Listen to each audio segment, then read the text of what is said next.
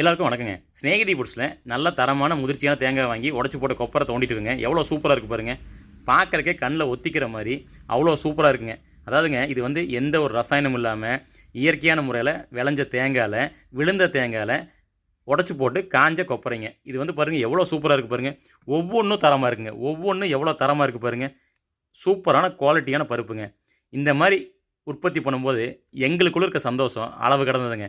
அதனால தான் இந்த பதிவுகள் மூலிமா எங்கள் சந்தோஷத்தை உங்கள்கிட்ட சொல்கிறேங்க.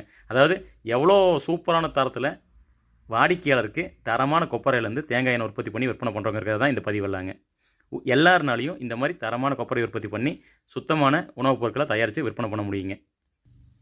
விவசாயிகள் நீங்கள் ஒன்று கூடி உழவர் உற்பத்தி நிறுவனம் தொடங்கி உங்களால் நீங்கள் வந்து பார்த்திங்கன்னா ஒரு எண்ணெய் நிறுவனத்தை ஆரம்பித்து உங்களுக்கு விற்பனை பண்ண முடிஞ்சால் கண்டிப்பாக வந்து பார்த்திங்கன்னா விலை குறைந்த நேரங்களில் மதிப்பு கூட்டி அதை வந்து இருப்பு வச்சு உங்களால் எதிர்காலத்தில் நல்ல லாபம் சம்பாதிக்க முடியும். அதே மாதிரி விவசாய குடும்பத்தில் பிறந்த இளைஞர்கள்லாம் வந்து கண்டிப்பாக வந்து பார்த்திங்கன்னா உங்கள் கிராம பகுதியில் நிறைய உணவு தொழில் ஆரம்பிக்கலாம். உங்களுக்கு உணவு தொழில் ஆரம்பிக்கணும் ஏதோ ஒரு சந்தேகம் இருக்குன்னா கண்டிப்பாக நீங்கள் வந்து வாட்ஸ்அப் பண்ணுங்கள். கண்டிப்பாக உங்களுக்கு தேவையான தகவலை ஸ்நேகிதி ஃபுட்ஸ் வீடியோஸ்லேயும் இருக்குது.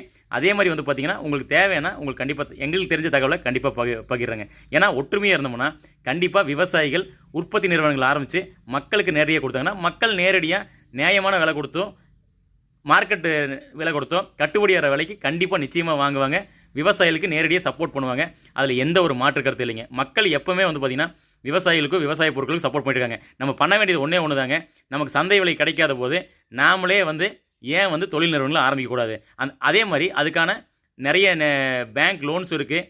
அதே மாதிரி கடன் வந்து மானியங்களும் இருக்குது. இந்த மாதிரி நம்ம எடுத்து பண்ணோம்னா கண்டிப்பாக வந்து பார்த்திங்கன்னா நிச்சயமாக விவசாயியோட வாழ்வாதாரம் உயருங்க. ஏன்னா நம்ம அரசாங்கத்தை நம்பி இருக்கிறத விட இளைஞர்கள் நம்பலாம். நம்ம வீட்டு பசங்க கண்டிப்பாக வந்து இந்த மாதிரி தொழில் ஆரம்பித்தாங்கன்னா கண்டிப்பாக ஜெயிக்கலாங்க. நன்றிங்க.